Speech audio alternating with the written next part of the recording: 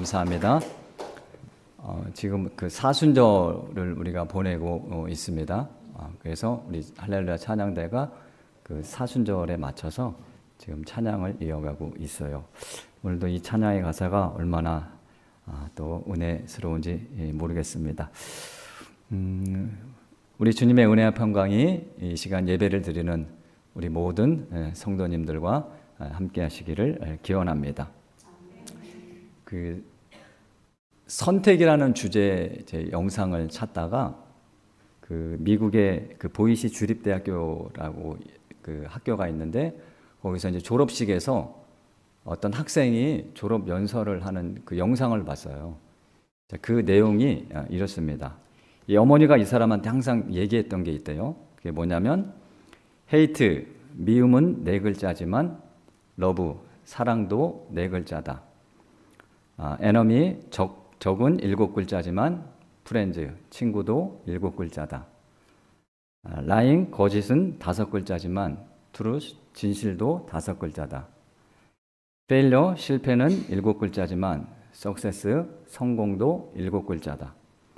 슬픔, cry, 슬픔 3글자지만 joy, 기쁨도 3글자다. negatively, 부정적은 10글자지만 positively, 긍정적도 10글자다. 항상 선택은 너의 손에 달려있다. 항상 올바른 선택을 해라.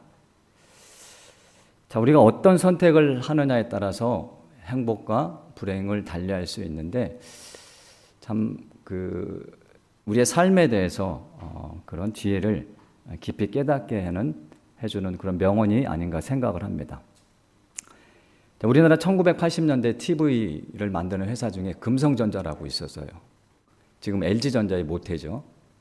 그때 이제 금성전자가 칼라 TV를 만들면서 그 TV 광고를 어떤 문구를 썼냐면 순간의 선택이 10년을 좌우합니다라는 문구를 썼습니다. 자, 그 광고를 본 지 40년이 지났는데도 그 문구가 아직도 기억에 남는다는 거죠. 자, 이렇게 순간의 선택이 중요하다는 것을 말하는 것 같은데요. 자, 오늘은 우리가 오늘 본문 말씀을 가지고 순간의 선택이 10년을 좌우하는 것보다 우리의 평생을 좌우할 수 있는 길이 무엇인지 그 말씀을 나눠보도록 하겠습니다. 자, 우리 인생은 선택의 연속이죠. 태어나서 또 조금 자라면 어느 어린이집을 가야 할지, 이건 부모의 선택이라고 할 수도 있지만, 그리고 초등학교, 중학교, 고등학교, 대학교 가서는 내가 또 어느 과를 가야 할지를 선택을 해야 되고, 또 졸업하면 또 취업, 어느 직장을 가야 할지를 선택해야 합니다. 그렇게 직장 생활을 하다 또 좋은 배우자를 만나기 위해서 내가 어떤 배우자를 만나야 할지, 그리고 내 인생을 어떻게 설계하고 살아야 할지, 우리는 이렇게 살아가면서 끊임없이 선택을 해야 한다는 거죠. 자, 오늘 본문 말씀은 우리에게 아주 중요한 선택을 요구하는데요. 이게 먹고 사는 문제보다도 더 소중한 것과 관련이 되어 있습니다. 자, 마태복음 2장을 오늘 본문 말씀 시작을 보면 시작에 2명의 왕이 나옵니다. 1절에 보니까 어떤 왕이 나오죠? 헤롯 왕이 나오죠. 2절에 보면 유대인의 왕이 나옵니다. 자, 한 분은 이스라엘의 베들레헴이라는 작은 동네에 유대인으로 왕으로 오신 예수님이고, 또 한 사람은 누굽니까? 그 땅을 다스리는 헤롯 왕입니다. 자, 작고 초라한 동네에 그것도 구유에 태어나신 예수님을 선택할 것인가? 아니면 이 세상의 모든 권력을 거머쥐고 화려한 왕궁에서 살고 있는 헤롯을 선택할 것인가? 자, 오늘 본문이 바로 우리에게 이런 질문을 던지는 것 같습니다. 자, 세상 왕인 이 헤롯이요, 유대인의 왕이 태어났다는 소식을 듣고 어떻게 합니까? 베들레헴에 있는 2살 아이를 다 죽이라는 명령을 내립니다. 자, 그래서 이 요셉과 마리아, 아버지 이 요셉과 마리아는 이 아기 예수를 데리고 애굽으로 피신을 하죠. 그렇게 애굽으로 피신해 살다가 이 헤롯이 죽자 다시 이스라엘 땅으로 돌아오는 내용이 오늘 본문 내용입니다. 자, 그러면 여러분은 이 상황, 오늘 본문의 상황을 보면 구약에 어떤 인물이 떠오르십니까? 애굽으로 도망간 사람, 왕이 아이를 다 죽이라고 했던 그런 상황. 구약에 어떤 인물이 떠오르죠? 모세죠, 모세. 모세하고 지금 예수님하고 똑같은 상황이에요. 자, 모세가 태어날 때요, 이 백성, 이스라엘 백성들의 그 당시는 애굽에 종살이를 하고 있었죠. 그래서 이 이스라엘 백성들이 수가 많아지니까 이 애굽의 왕 바로가 뭐라고 그랬냐면 사나이가 태어나면 다 죽이라는 명령을 내리죠. 예수님이 태어날 당시하고 똑같은 상황이 벌어진 겁니다. 자, 그래서 이 모세의 어머니 요게벳이 그 몰래 숨겨서 키워요. 근데 3개월 동안 키우다가 애가 막 울 거 아니에요. 근데 사내 아이 울음이라는 걸 누구든지 다 알겠죠. 3개월 정도 키우다가 더 이상 못 키우니까 어떻게 합니까? 그 갈대 상자에 담아서 나일 강가에 그 갈대숲 사이에 띄웁니다. 그래서 그 갈대 상자를 바로의 딸이 발견을 하고 그 모세를 데려갔다가 키우죠. 자, 그러면 이 모세는 어떻게 합니까? 살기 위해서 애굽으로 피신한 것과 똑같다는 겁니다. 자, 예수님이 살기 위해서 애굽으로 피신한 것과 똑같은 상황이 벌어진 겁니다. 자, 그리고 그 때가 되어서 이제 모세가 하나님의 부르심을 받고 이스라엘 백성들을 데리고 이제 탈출을 하죠. 네. 자, 모세가 태어날 때도 두 왕이 나옵니다. 이 세상을 다스리는 바로 왕이 나오고요. 그리고 만왕의 왕이신 여호와 하나님이 등장합니다. 그래서 출애굽기에서도 이 마태복음의 2장에 있는 그런 질문을 던지는 것 같아요. 세상의 왕인 바로를 선택할 것이냐, 아니면 만왕의 왕이신 하나님을 선택할 것이냐라고 묻는 것 같습니다.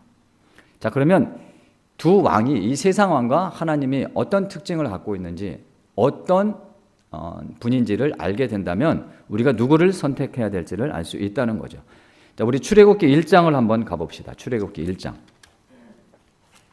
출애굽기, 창세기, 출애굽기 1장. 자, 1장 8절을 보겠습니다. 1장 8절을 보면 이렇게 기록되어 있습니다. 애굽의 이제 왕을 소개하는 건데요. 자, 요셉을 알지 못하는 새 왕이 일어나 애굽을 다스렸다라고 되어 있죠. 자, 요셉을 모른다. 요셉이 누굽니까? 과거 애굽의 흉년을 대비해서 백성들을 구원해 준 그런 인물이죠. 자, 이스라엘 백성들의 과거에 있었던 일, 그 은혜를 이 새로 태어난 새로 이 애굽을 다스리는 왕을 모른다는 겁니다. 그러면 이 말은 무슨 뜻이냐? 이스라엘 백성들의 과거를 모른다라는 그런 의미죠. 자, 그리고 바로는 이 모세가 이스라엘 백성을 보내달라고 말했을 때 그 모세에게 이런 말을 했습니다. 출애굽기 5장 2절을 보니까 바로가 이르되 여호와가 누구이기에 내가 그의 목소리를 듣고 이스라엘을 보내겠느냐? 나는 여호와를 알지 못하니 이스라엘을 보내지 않겠다라는 말을 합니다. 자, 하나님은 이 바로는 하나님을 모르기 때문에 이스라엘을 보내지 않겠다는 거예요. 이스라엘 그들이 어떻게 앞으로 살아갈지에 대한 관심이 전혀 없다는 겁니다. 자, 이 바로는요, 이스라엘 백성들의 과거도 모르고요, 그리고 이들이 앞으로 살아갈에 대한 그런 미래에도 전혀 관심이 없다는 얘기입니다. 자, 그러면 이 바로라는 사람이 이 현재 상황 가운데서 이스라엘 백성들에게 원하는 것이 뭐냐? 그걸 보니까 출애굽기 1장 11절에 이렇게 기록되어 있어요. 자, 감독들을 그들을 위해 세우고 그들에게 무거운 짐을 지워 괴롭게 하여 그들에게 바로를 위하여 국고성 비돔과 라암셋을 건축하게 하니라. 자, 바로 왕이 지금 현재 이스라엘 백성들에게 원하는 것은 자신을 위해서 일하는 겁니다. 자신을 위해서 화려한 그 성을 만들어주는 것, 그것이 바로 이 왕이 이스라엘 백성들에게 원한다는 거예요. 자, 여기서 일하다, 바로를 위해서 일하다, 노동하다, 이 단어가 히브리어로 아바드라는 단어입니다. 이 아바드, 자, 이 단어를 기억하시길 바랍니다. 노동하다, 일하다. 한번 따라해 볼까요? 아바드. 이 단어를 기억하세요. 자, 우리가 사는 세상도 마찬가지죠. 여러분이 사는 세상도 똑같습니다. 이 세상은요, 우리의 과거나 미래에는 관심이 없습니다. 그저 열심히 내가 일해서 내가 속한 그 회사나 기업을 키워주기만 하면 돼요. 내가 다니는 직장이 나의 과거를 알까요? 여러분이 다니는 직장이 여러분의 미래를 확실히 보장해 준다고 믿으십니까? 세상이 얼마나 무서운 곳입니까? 내가 젊어서 열심히 일하면 인정해 주는 것 같지만 나이가 들어서 뒤처지면 내버리는 곳이 세상입니다. 나의 과거요, 나의 현재, 나의 미래에는 전혀 관심이 없다는 거예요. 이 세상이 바로 그런 곳이라는 것입니다.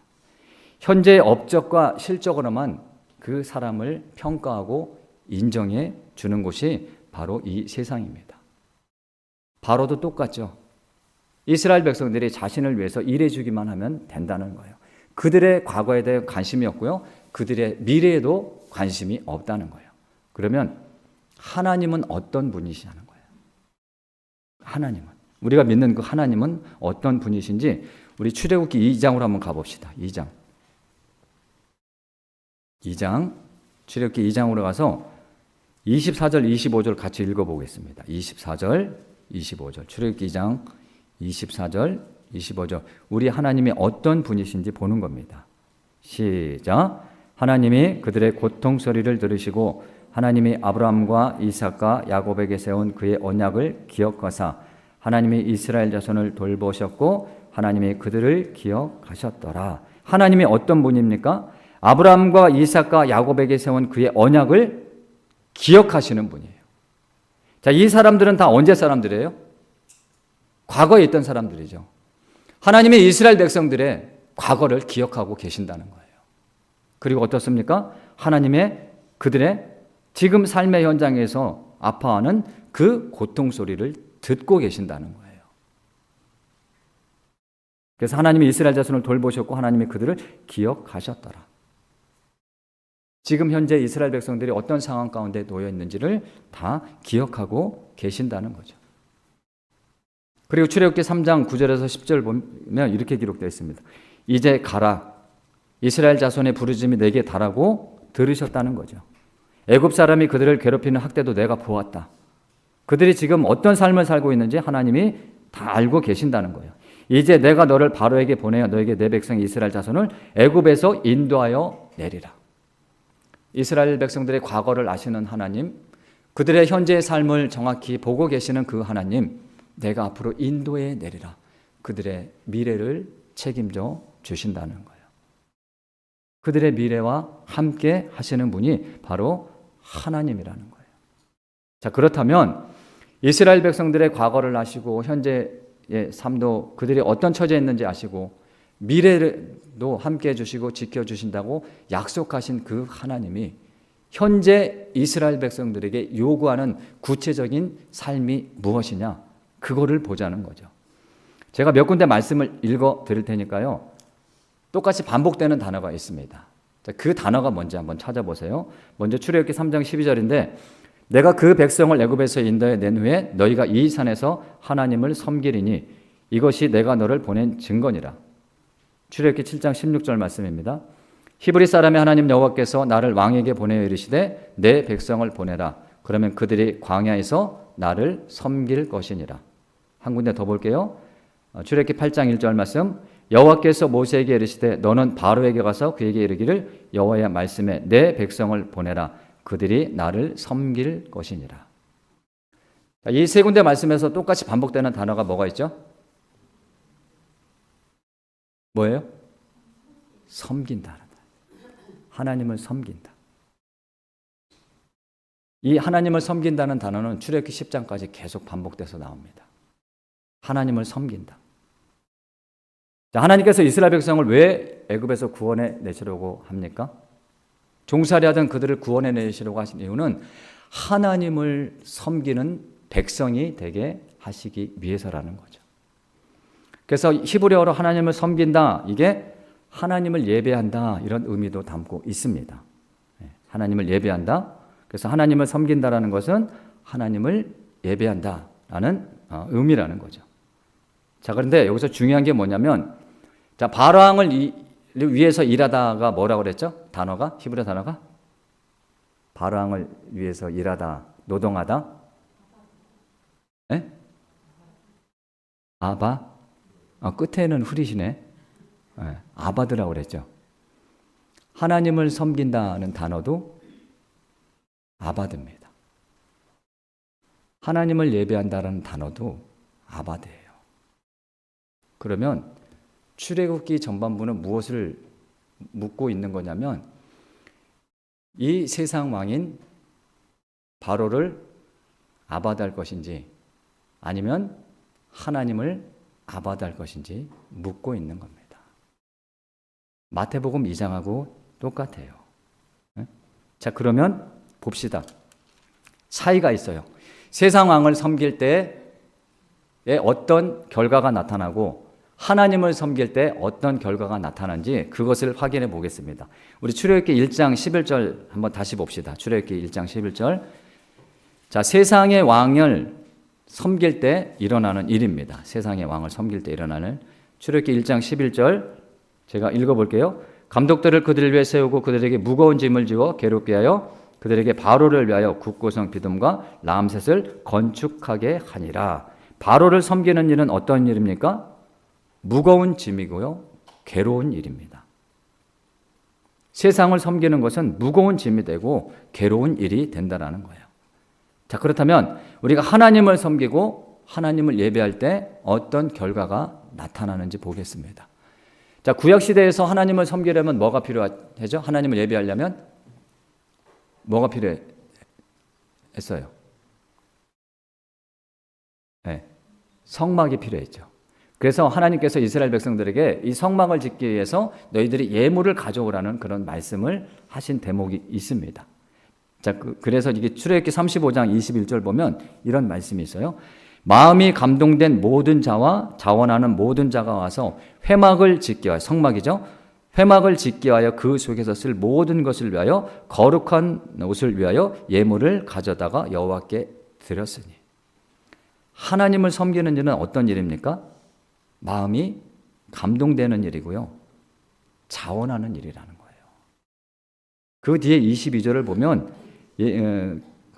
마음에 원하는 남녀들이 모든 팔찌, 귀고리 이런 것들을 다 하나님 앞에 나와 드렸다라고 기록되어 있습니다. 하나님을 섬기는 일은 이래서 무거운 짐이 아니고 괴로운 일도 아닙니다.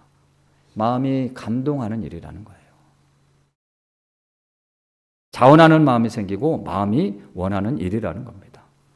세상을 섬기고 따라가면 어떻습니까? 고된 노동이고 괴롭다는 거죠. 이 세상은 나의 과거에도 관심이 없고 나의 미래에도 관심이 없습니다. 하지만 우리가 하나님을 섬기게 되면요, 마음이 원하는 그런 삶을 살아가게 된다는 거예요. 우리가 좀 전에 살펴봤잖아요. 하나님은요, 우리의 과거도 아시고요, 내가 지금 현재 어떤 삶을 살고 있는지, 어떤 고통 가운데 있는지, 이스라엘 백성들의 고통의 소리를 들으신 그 하나님이 나의 고통의 소리를 듣고 계신다는 거예요. 내가 너희를 애굽 땅에서 구원시켜 줄 것이다. 우리의 미래도 하나님이 책임져 주신다라는 겁니다. 여러분은 누구를 섬기시겠습니까? 이 세상을 섬기시겠습니까? 아니면 하나님을 섬기시겠습니까? 요한복음 4장에 보면 이 사마리아 여인하고 예수님하고 대하는 장면이 나오죠.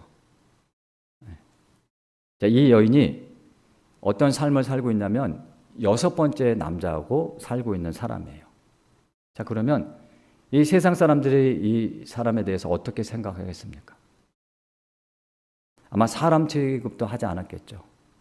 그녀의 삶에 대해서는 아무 관심조차 주지 않았을 겁니다. 자, 그런데 예수님이요, 그 사람이 어떤 삶을 살고 있는지 정확히 알고 계신다는 거예요. 우리 요한복음 4장으로 가서 한번 같이 확인해 봅시다. 요한복음 4장. 요한복음 4장으로 가서 신약성경 요한복음 4장 17절하고 18절을 우리 같이 읽어봅시다. 17절, 18절, 17절, 18절 같이 읽겠습니다. 시작. 여자가 대답하여 이르되 나는 남편이 없나이다. 예수께서 이르시되 내가 남편이 없다는 말이 옳도다. 너에게 남편 5이 있었고 지금 믿는 자도 내 남편이 안 되니 내 말이 참되도다. 자, 말씀 보세요. 여자가 대답하여 이르되 나는 남편이 없습니다. 예수님이 말씀하시죠. 내가 남편이 없다 하는 말이 옳다. 너에게 남편이 5이 있었고 너에게 남편이 5이 있었고 예수님은 이 여자의 과거의 삶을 다 알고 계신다는 거예요. 그리고 어떻습니까? 지금 있는 자도 내 남편이 아니다. 이 여자의 지금, 이 여자가 지금 어떻게 살고 있는지도 다 알고 계신다는 거예요. 하나님하고 똑같죠. 예수님은요, 우리의 과거를 다 알고 계시는 분이라는 거예요. 그리고 지금 내가 어떻게 살고 있는지, 내가 어떤 삶을 살고 있는지 예수님은 다 알고 계신다는 거예요.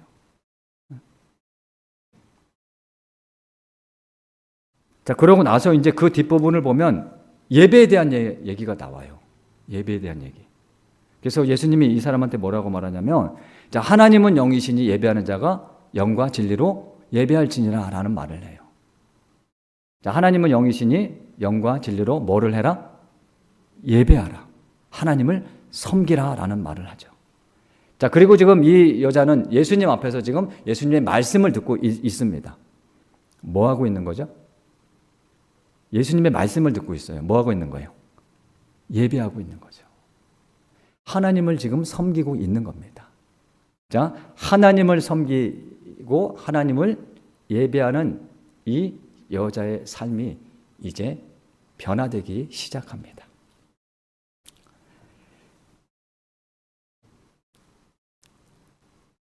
자, 현재 6번째 남편하고 살고 있는 여자에게 어떤 미래가 있겠습니까? 아니요. 이 여자는 지금 뭐 오늘 하루를 살아가는 것도 버겁고 힘들지도 모릅니다. 소망이요? 소망이라는 단어는 이 여자의 삶에서 찾아볼 수조차 없습니다. 미래에 대한 그런 기대, 꿈도 없이요. 하루하루 무의미하게 아마 살아가고 있었을 겁니다. 자, 그런데 이제 예수님을 만나고요. 하나님을 섬기기 시작하니까요. 어떻습니까? 자신이 물을 뜨려갔던 그 물동무리를 버려두고 자신이 만난 예수님을 증거하러 갑니다. 자, 근데 여기서 놀라운 일이 일어나요. 자, 6번째 그 남자하고 사는 사람을 세상 사람들이 말을 들었을까요? 들었을 것 같아요? 안 들었을 것 같아요? 당연히 안 들었겠죠. 아니, 무시하지 않았으면 다행일지도 몰라요. 그런 삶은 사람의 말을 듣는다는 것은 뭐 말이 안 되는 상황이라고 할 수도 있겠죠. 근데 볼까요? 우리 39절, 4장 39절 한번 봅시다. 가서 본인이 만난 예수님을 증거하니까요. 사람들이요, 이 여자의 말을 듣습니다. 자, 들을 뿐만 아니라 어떻게 하는지 우리 39절 한번 읽어봅시다. 자, 39절, 요한복음 4장 39절, 시작. 여자의 말이 내가 행한 모든 것을 그가 내게 말하였다 증언하므로 그 동네 중에 많은 사마리아인이 예수를 믿는지라.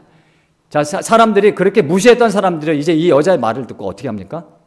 들어주기도 하고요. 어떻게 하죠? 믿어준다는 거예요. 삶이 완전히 바뀌었습니다.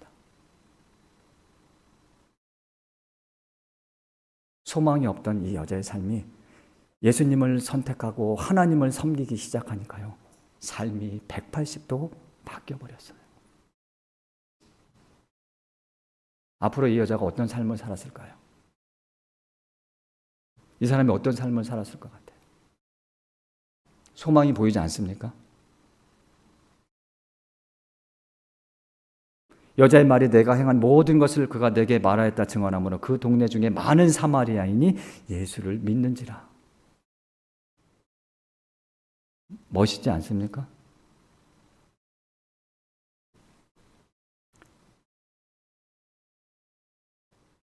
이 본문으로 이제 본문의 상황으로 돌아가서 말씀을 정리하겠습니다.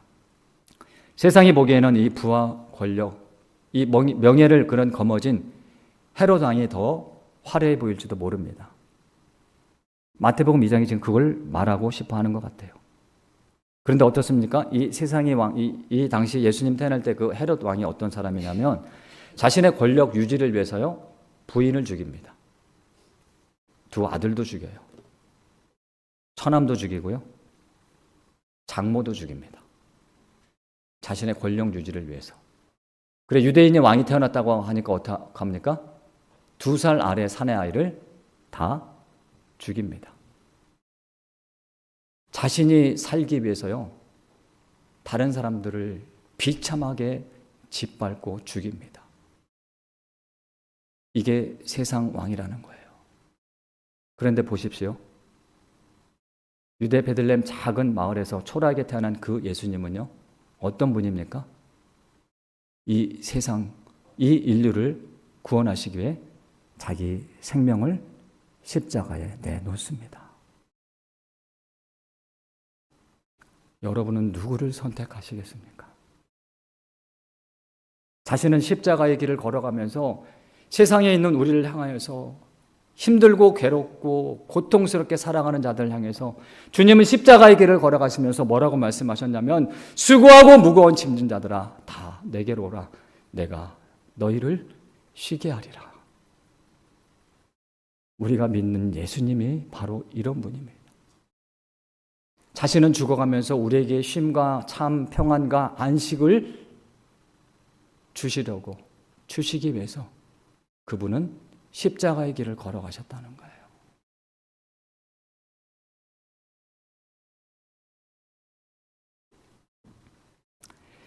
내 삶의 가장 소중한 선택, 여러분의 삶의 가장 소중한 선택은 무엇입니까? 바로 예수님을 선택한 거죠. 믿습니까?